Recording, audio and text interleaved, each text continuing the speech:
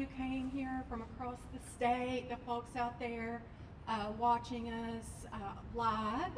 Welcome, welcome. Thank you so much for spending a little bit of your day with us. I am Hannah Halbert. I'm the Executive Director of Policy Matters Ohio. And man, we're here today on what's soon to be the hills of a pretty rough, just, a little dispiriting legislative session. Where we saw almost daily in the news cycle legislation and laws and even just the debate pitting neighbor against neighbor, passing laws that, erode the most basic work protections like overtime, all while ignoring the very real needs of Ohioans. Things like food, things like childcare, things like schools that will let kids, no matter where they are from, no matter the color of their skin, no matter the size of their inheritance, have the future they deserve and that they dream of. So we're here today to talk about hope and to connect with those Ohioans who are out there looking for a new way forward, who are tired of this division, who are tired of being left on the sidelines. And I think it's hard for a lot of us to find hope right now. But if you look, you'll see it, and you'll see it everywhere. You'll see it just over the block here with the Starbucks workers here in Columbus that just won their union. Those in Cleveland that won their union. Those in Cincinnati that are fighting for their union today. You'll find hope with the moms, dads, grandmas, grandpas, students, young people who are standing up against the attacks on our public school system, against the attacks on teachers, against the attacks on our shared future. And I find it whenever I think about my own dad. Elmer, I think you're watching on live stream, and I just want you to know you're a place where I really find hope and a reason to do this work. So for all of those people out there, just like Elmer, who got up before dawn, worked a job that could care less about his health and safety, who get up and go clean offices or scrub windows or pour concrete or serve food or take care of kids, take care of the elderly, take care of those who are homebound. This is for all of you. We know who you are and we have not forgotten you, and there is a better way, and that is what we're here to talk about today. So we're digging in. We're going all in for all Ohioans, even when the policy structure has left them behind, even when those who are supposed to be governing for our interests care more about fundraising than our future. We are going all in today for Ohio. So join us. If you're out there, you're not alone. This is not how the world, our communities, our neighborhoods have to be. We have a choice. We're going to make it together and make it for each other. All right, y'all. Now, who are we? Who is this? Who's going all in for Ohio? Well, the core group here today is anchored by the Ohio Organizing Collaborative. All right. Yay! All right. Now, in case you don't know, that is the largest community organizing group in the state. And if what you're hearing today is interesting to you, find them.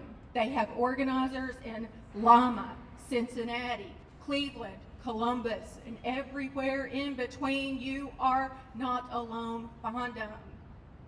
Find your neighbors. And it's also brought to you by us at Policy Matters. And I'll just say this is a little bit of a different venue for us, so bear with our nervousness. We are a policy shop. We have offices in Cleveland and here in Columbus, and we look into how does policy work for working people? How does policy work for families?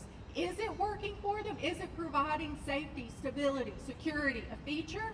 And if not, what do we need to do to fix that? And we're also supported by our teachers, OEA, OFT, folks across the state, just like you. People who want something better, who are tired of the division. So we're going to present an agenda, a policy agenda, that starts us on a new way of thinking about moving Ohio forward, one that includes all of us. We're going to hear from folks about really scary stuff, you guys. We're going to talk about taxes. We're going to do it. We're going to talk about taxes and why they matter and why they matter to kids in our future. We're going to talk about education. We're going to talk about, my goodness, the basic freedom to vote. We're going to talk about what economic dignity really means. We're going to talk about what safety and health and vibrant communities really means. We're going to talk about the ways we can go all in and secure the future that Ohio deserves. Now, if you're interested in this, you can find all the details, right? You're going to get a taste today, but if you want to know more, here's how you do it. You go to the website AIFO, all right? That's all in for Ohio agenda, AIFO agenda.org. You can find all the details there, how to get involved, learn about what's happening in your neighborhood, and learn how to connect and find us. All right, I'm gonna hush. I'm gonna have to get these folks to sing me off the podium. But we have a great program. I'm going to turn this over to Pastor Derek Holmes. Pastor Holmes is OOC's Columbus Faith organizer and the pastor of Second Baptist Church here in Circleville, or right down the road in Circleville. Amen. Welcome. Come on, sir. Good morning, everybody. I appreciate you talking back to me. I'm a Baptist preacher through and through. I get concerned if I don't hear other people's voices. So thank you. I would like to offer that at the outstart, that because I'm a preacher through and through, while I'm so happy to be here, I also feel a bit of a way if I'm too far from the biblical text. And because I know that whether you're watching online or you're here today, some of you might not make Bible study this week.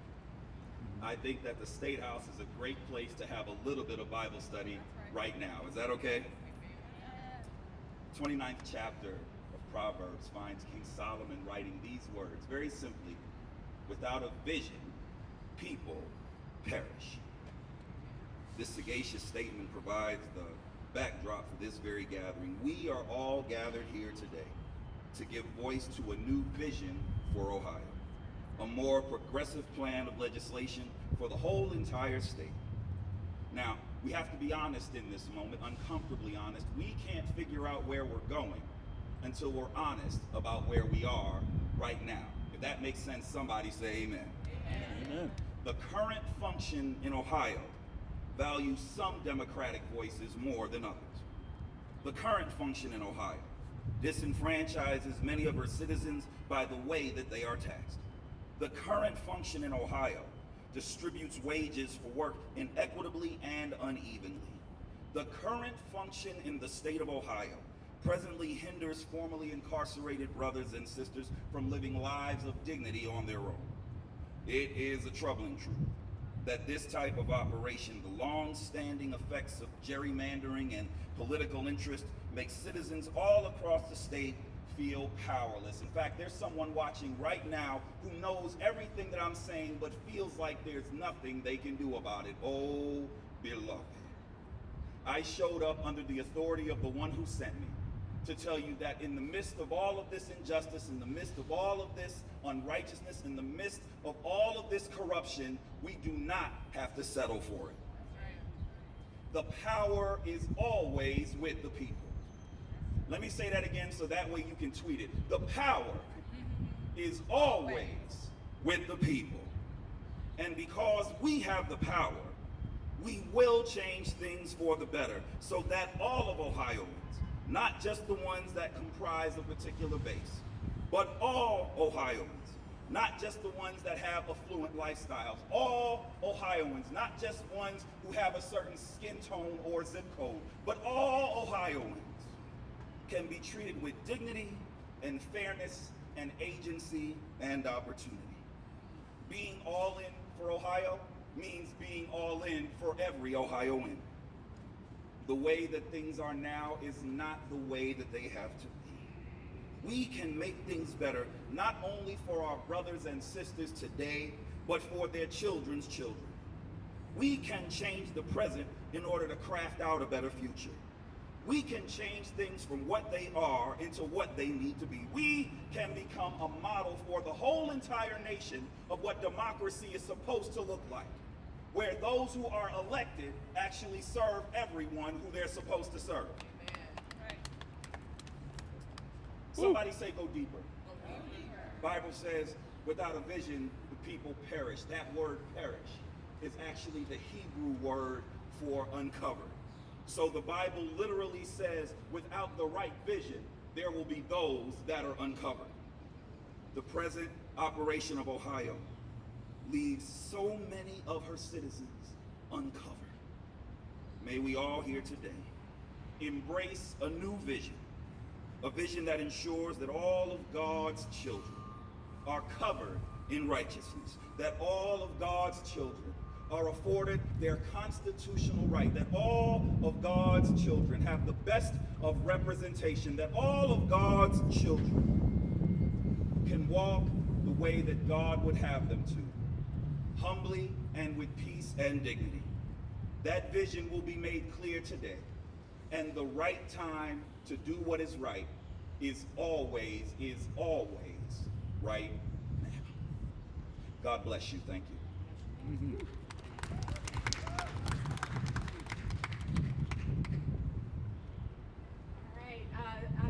I hope you all knew you were coming out here to hear the truth in a lot of different ways, right? Hope you're not disappointed, because that's what you're going to get today. Thank you, Pastor. Thank you, Pastor. Whew. All right. We've talked a little bit about work. We've talked a little bit about schools. We've talked a little bit about voting. Let's talk about how we pay for all of this stuff. Let's talk about taxes and why taxes matter. So I'm going to invite Dr. Guiche Barabahisho to speak with you a moment. He's going to be joined by Sherry Obrinsky. Guiche is the Policy Matters State Policy Fellow, and Sherry Obrinsky is the president of Cleveland Teachers Union. So we're going to talk taxes and schools, right? Two things we got to have if we're going to have the right future. Mm-hmm. Dr. Barabahisho. Woo! All right. Good morning, y'all. Ohioans from all corners of the state feel a sense of pride when we contribute to our communities. We seek it out. We give help when we can, and we usually ask for nothing more than gratitude in return. Ohioans know that we're stronger when we work together. Paying taxes, it's not as controversial as it seems. Paying taxes is how we come together to ensure that people live full, healthy lives, no matter wealth, race, location, social connections, so on. It's how we do big things together. And yet in Ohio, the corporate interests and their duly elected attendants have distorted the tax system to redirect resources from our communities to their country clubs, from our classrooms to their ballrooms, and from our public parks to their private jets. Since 2005, corporate-backed politicians have embraced tax policies that have given the richest 1% of Ohio households, with average annual incomes about $1.5 million a year, an average annual tax cut of nearly $51,000, enough to buy a new luxury car every single year. All those tax cuts drain about $8 billion from our communities per year, resources that can help working families afford childcare, improve health outcomes for new moms, for babies, and educate our kids. At a gut level, Ohioans know this isn't right. That's why we demand that our elected officials chart a different course. Those who have been most privileged by the bounties of a prosperous Ohio should pay what they owe. That's right. The wealthy who make hundreds of thousands of dollars a year should pay more in income taxes like they did back in the era of Republican Governor George Voinovich. Lawmakers can abolish wasteful special interest tax breaks and make the ones that we have more transparent. Each year, lawmakers direct about $9 billion of our money to tax breaks, including the LLC loophole, which has been exploited by the wealthy to the tune of nearly $1 billion a year. Lawmakers can make corporations pay what they owe. They can bring back the corporate profits tax, which could leverage hundreds of millions of dollars to improve bus services, to build out our clean infrastructure energy, to fund excellent public schools in all communities, rural, urban, and suburban. Lawmakers could do so much. Lawmakers could be all in. Dear elected officials, it's time to fund our future. And now I'm going to pass it to Sherry. Woo!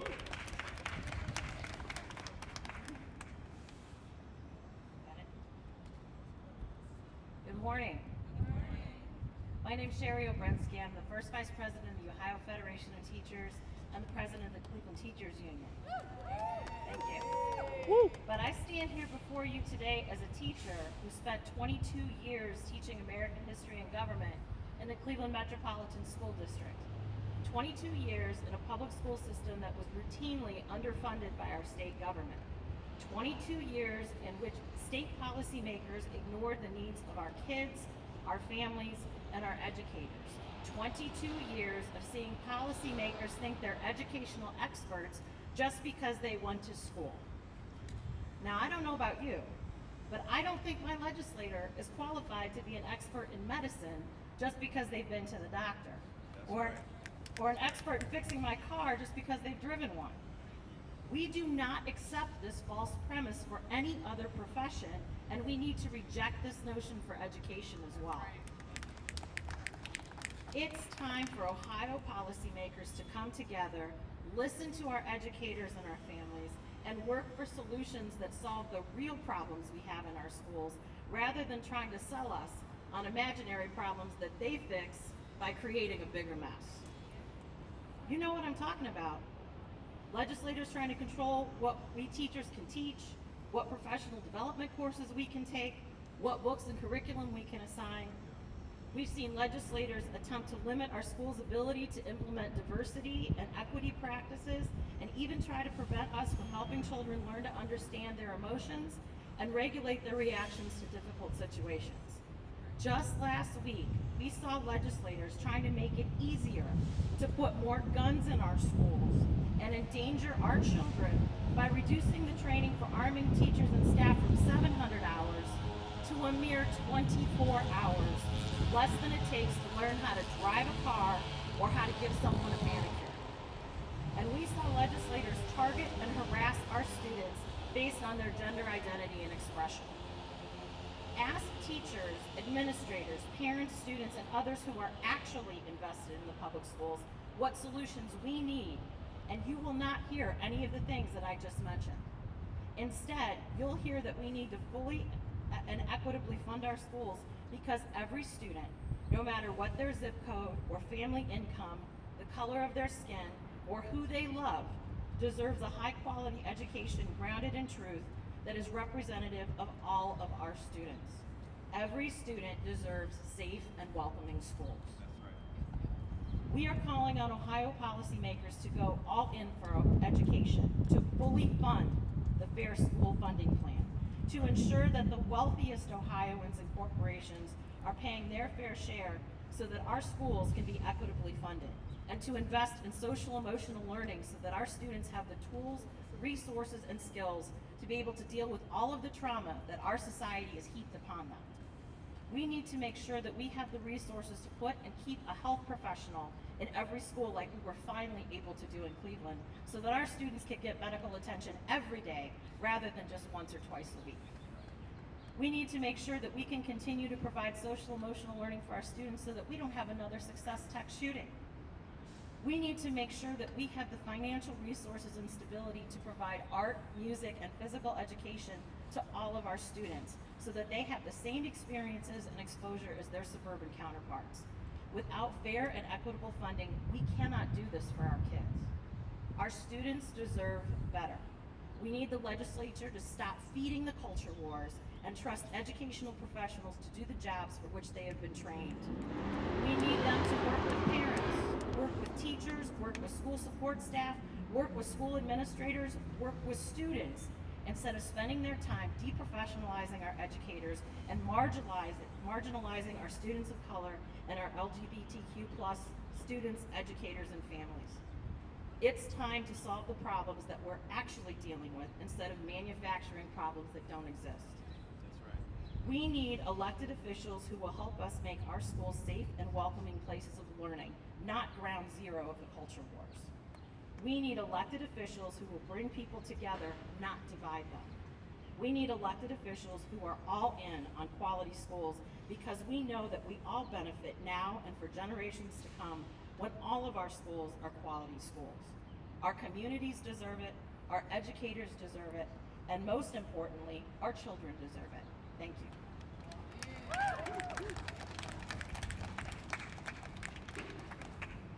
right, thank you both. Are you all hearing it? Are you seeing that future? Can you believe it? Yes. It's all possible, you all.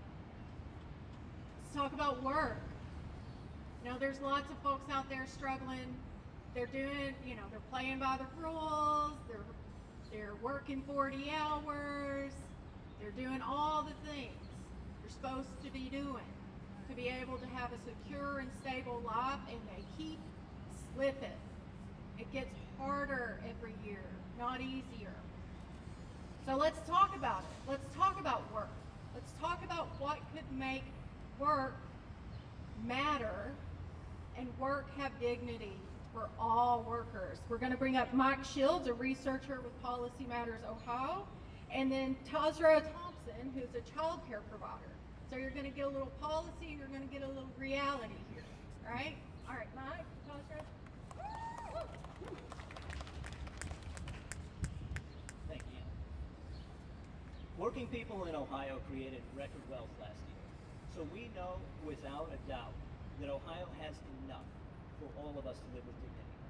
But many wealthy corporations are raking in record profits while refusing to pay people the value of their work. In 2020, CEOs at Ohio's largest publicly traded employers paid themselves 322 times as much as they paid their typical worker. Some politicians want to point blame at Black and brown Ohioans and immigrants for creating tough economic times. Now, first of all, wealthy people are not facing tough times at all. But they want us to look the other way so that they can help corporations to take record profits without paying people what they're owed for the work that they do. Every year in Ohio, dishonest employers steal wages from some 213,000 working Ohioans through minimum wage non-payment alone. That's only one kind of wage theft. That's the kind being counted. Now, wage theft can happen to anybody. There's a good chance it has happened to you. But it's much more likely to happen to Latinx workers, Asian Americans, and people who were born outside of the U.S.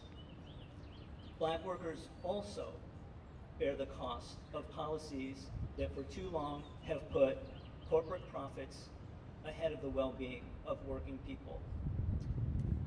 In good economic times and bad, Black Ohioans face unemployment rates that are double the rate of their white counterparts.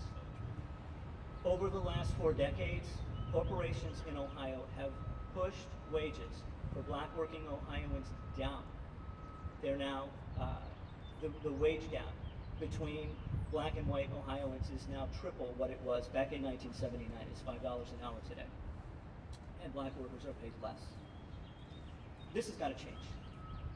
Instead of corporate giveaways, policymakers need to be spending public revenue on wage and hour officers who will make sure that working Ohioans are paid every dollar that they earn. We need to pass a minimum wage that meets the cost of living and honors the value of work. Now, in the absence of adequate policy in this space, working people in Ohio and across the U.S. are joining together in unions to stand up for their own rights in the workplace. That means better wages, safer workplaces, and better rights on the job. So policymakers should be doing everything in their power to support that. And last, as we recover our workforce from COVID-19, we've got to fund adequate childcare, high quality childcare. Childcare is high skills and it's high stakes, but the pay has never reflected that. It's time for policymakers to start funding childcare at a level that families can afford and that the people doing the work can afford a good life.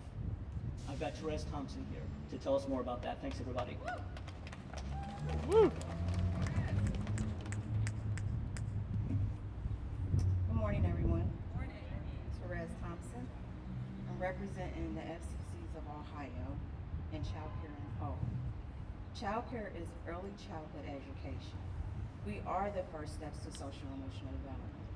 We are the first steps to early preparation for entering into kindergarten. Our programs help support families to support themselves. Yet the workers in the industry is struggling to maintain for their families and for themselves due to the wages they receive for the work they do. We are the force behind the force. Our kids deserve to be cared for. Affordable quality care makes it possible for parents to go out and do what they do every day, knowing that the most precious people in our lives are in good hands. But far too long now, our government has not cared enough for our families. Childcare workers like me are paid below poverty wages, while the cost of essentials like food and gas has skyrocketed, putting my security out of reach. Our regulations around childcare work are so heavy that I'm not able to make any money. These rules are preventing me and other childcare workers from thriving. The more hours I work, the less I'm able to make minimum wage requirement that would allow me to accept additional funding to improve my family's life. Childcare workers are essential workers. Families turn to us during the most important moments of their lives. We need to be respected and well provided for. The work of caring for our children and families is some of the most important work in our lives. Starting today, we need to build a caring economy in Ohio where childcare workers like me are compensated for the essential work that we do. When childcare workers like me thrive, all of our kids, families, and communities thrive, no exceptions.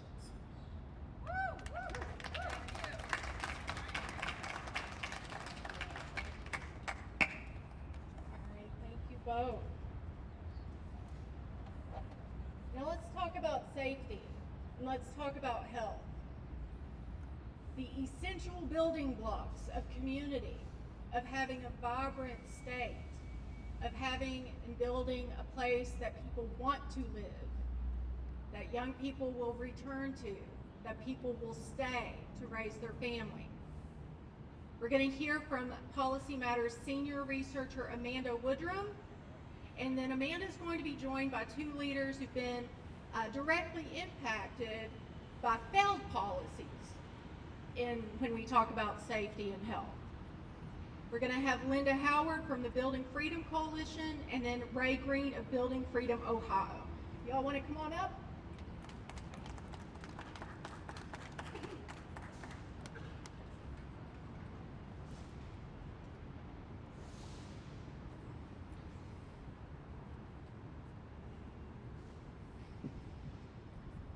The role of government is to promote public health and our well-being for all residents. But too often, our decision makers put corporate profits over our collective well-being. And that leaves us in low-paying jobs with few benefits and few rights.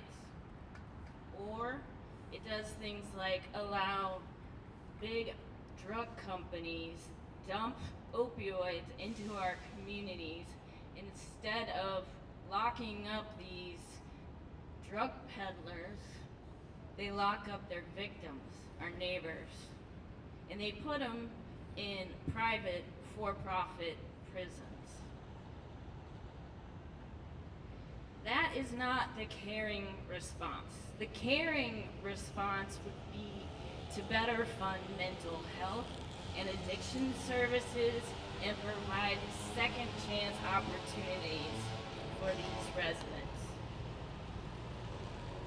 Years and years of bad policy decisions like this have stacked the deck against too many of our low and moderate income residents, particularly our communities of color.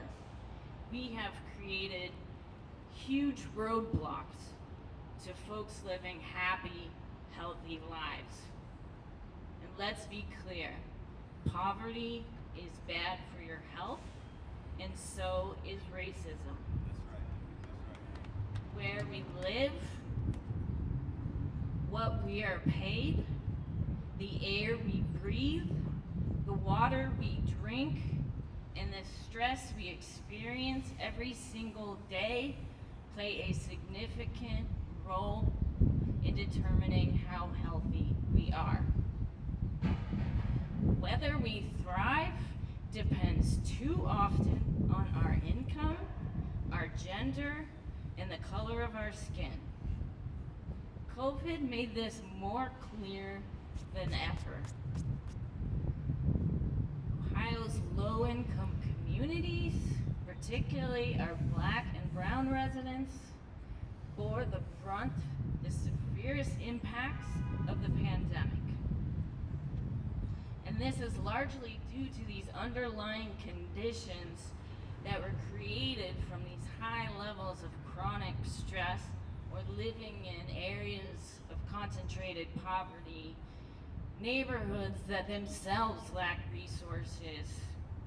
To promote neighborhood safety, safe streets, access to healthy foods, good jobs, and public parks. And now the legislature wants to determine whether and when women give birth. They then absolve themselves completely of any responsibility for those women and their children's lives, their health, their income, their stability. And as we all know, as a result, Ohio is one of the worst states for the health of babies and their mothers.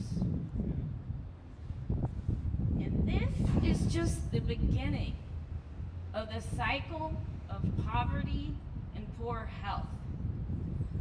Ongoing, overwhelming, and pervasive levels of toxic stress over the long haul can lead to those chronic conditions, but ultimately can also lead to hopelessness. And this is compounded for Black communities who are under the daily stress of racism. And this is what has fueled the opioid epidemic and high rates of suicide in Ohio. Racism is a public health crisis. Period. End of story.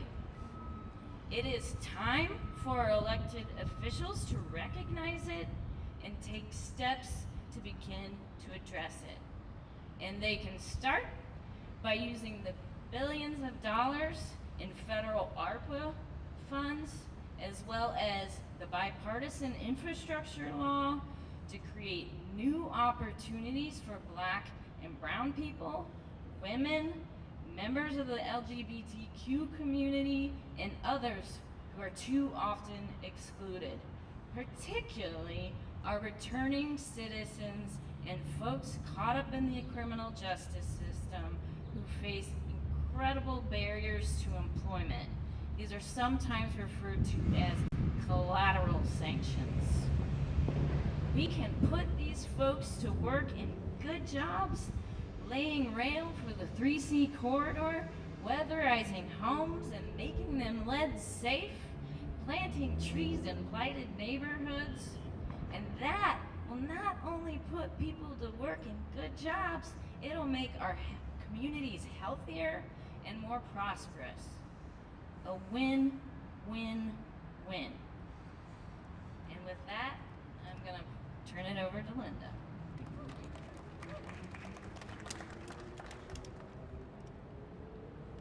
Good morning, and welcome everyone. First off, I would like to say thank everybody for taking the time out of their morning and day today to come and support this good cause.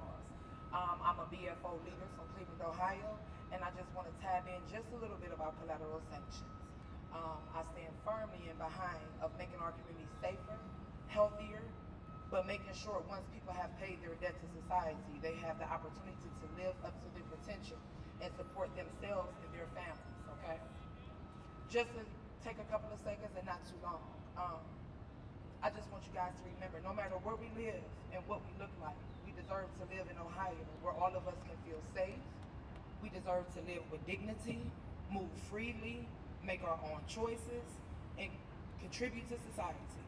But far too long, certain politicians have defunded our lives, taking money away from our communities and pouring into prisons, corporations that lock up far too many of us. Police officers who have sworn to protect and serve us have abused and killed not only black people, but people. We're not just gonna say black people, just people in general, like me in the same of justice. Instead of funding our lives, these public officials choose to line their pockets and hurt our communities. We know better than that. Just to tap in just a quick second, just to perfectly just use myself as an example. I have not been in trouble in over like 11, 12 years. I am a mother of a 21-year-old. I'm a mother of a 4-year-old. I have a nonprofit organization called Young Mothers of Cleveland. But today I'm standing firm for BFO. BFO is something I will probably forever stand firm on, okay? To fight for felons in Ohio. We need to be treated fairly, and we're looking for a way out. So as we all in, you guys? Yeah. We all in, you guys? Yeah. I'm gonna pass it over to Ray. I thank you guys. Woo!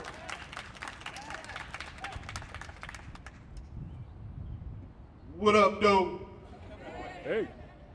I am Ray Green, Jr., the Executive Director of the Freedom Block, Block standing for Black-Led Organizing Collaborative, based out of Akron, Ohio, working in Northeast Ohio. I am a formerly incarcerated person, so I want to talk to you today about sentencing reform and prison gerrymandering. Something we can do today to make sure that every citizen in Ohio is represented in our political realm. There are 2 million people in the nation's prisons and jails, a 500% increase over the last 40 years. Changes in sentencing and law is the reason why we have this increase. Crimes have not went up. People have not begun to create and do more crimes. Laws have changed that have begun to imprison people for minor offenses. Sentencing policies of the war on drugs era resulted in a dramatic growth in incarceration for drug offenses. As a result, black men are six times as likely to be incarcerated as white men. Latinos are 2.5 times as likely to be incarcerated than white men. For black men in their 30s, about 1 in every 12 is in prison or jail on any given day. We need a justice system to have different responses for different situations. Shifting gears to treatment, prevention, and long-term public safety are solutions that we need. We need to eliminate mandatory minimum sentences and cut back on excessive, lengthy sentences. We need to shift resources to community-based prevention and treatment for substance abuse. We need to examine and address the policies and practice, whether conscious or not, that contribute to the racial inequity at every single stage of the criminal justice system. We need to do this by implementing a data system statewide that accumulates hard data specific to felony sentencing and outcomes, plea bargains, defendants placed on probation or people not found guilty. We currently have no data system for that. Even though when you're arrested, they take down all of your information, we have no data system that says black people go to prison more. That single thing, that single data collection will help end prison gerrymandering. What is prison gerrymandering? I'm glad you asked. Prison gerrymandering is a practice of counting incarcerated people as residents of a district in which they're in prison rather than the residents of their regular home communities. In a nutshell, when I went to prison in Marion, my resources went to prison with me. When I got let out of prison in Marion, my resources stayed in Marion.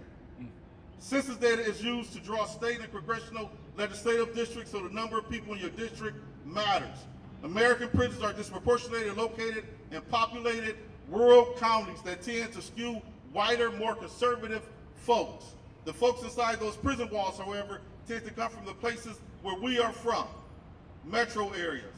By counting incarcerated people as non-voting residents of the district in which they are in prison, you can inflate the political power of one rural district at the expense of other districts, both rural and urban, that don't have prisons to artificially boost their numbers.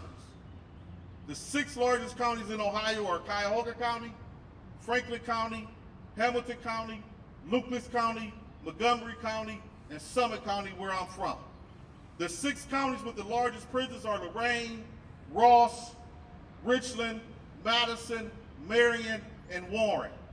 70% of the ward of the city of Marion is incarcerated. 74% of the city of Marion is incarcerated, giving the residents of this ward 4 times the voting power of other residents. 50% of Ward 5 in the city of Mansfield is incarcerated at the Richland and Mansfield Correctional Institution. 50% of their population is incarcerated. This means that every resident of Ward 5 has twice the voting power of a resident of any other ward. The city of Mansfield now has 8,000 people with a potential voting right, except for Ward 5, which has 3,000 people. Today, we can change these things. We have over 1 million people in county jails today that cannot vote. We must begin to treat every citizen as a citizen of the United States of America and not a second-class citizen due to incarceration. Today, we can make this change. Today, we can be all in for Ohio and all in for every citizen in Ohio, whether incarcerated, not incarcerated, or formerly incarcerated. All in for Ohio. Woo!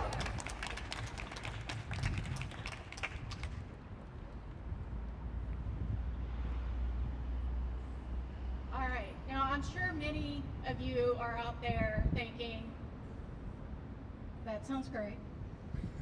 I'm with you. But you're looking around, you're listening to the news, you're seeing that, you know, we're struggling even to get things like fair districts happening here. How do we get from here to there? How do we get there? And so the final speaker here is going to tell us a little bit about that. Going to invite Janice Brock. There you are. Hi, Janice. Janice is the Policy and Advocacy Director at the OOC, and she's going to let us know exactly how we can get from here to there. Come on, Janice. Woo! Good morning, everyone. Morning. Thank you, Hannah, for that warm introduction. My name is Janice Brock, and my pronouns are she, her, and I'm the Policy and Advocacy Director here at the Ohio Organizing Collaborative. And I am here today to remind all of us that our vote is our power. In order to have an Ohio where each and every one of us can thrive, we must have a say.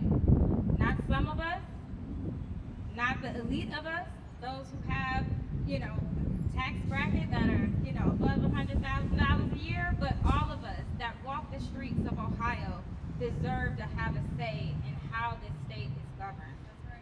I'll say it again, our vote is our power. We pick our leaders, not the other way around. These folks in the state house don't get to pick their districts for themselves. We do. We are the voters. We are the ones that put them in the state house and put them in the Senate. So to go all in for our state, we must fight for state legislative districts and congressional districts that represent all of us. There are no exceptions, there are no loopholes. We must have fair representation. Black and brown Ohioans like myself have to be heard at every level of government.